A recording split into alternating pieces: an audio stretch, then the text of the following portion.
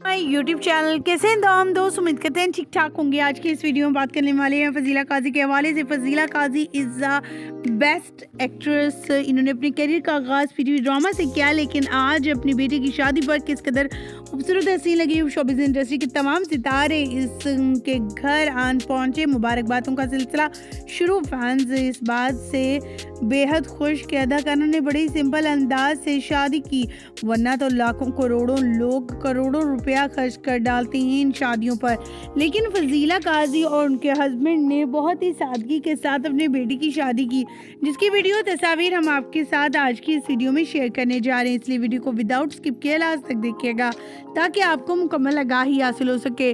फजीला काजी जो best actress हैं, PT drama से अपने करियर का आगाज़ करने वाली अदाकारा आज इस कदर मकबूल हैं कि कभी भाभी कभी माँ बनकर सबके दिल जीत लेती हैं। उनके किरदार, उनकी अंदाज, उनका स्टाइल लोगों में काफ़ी मुनफरिद होता है।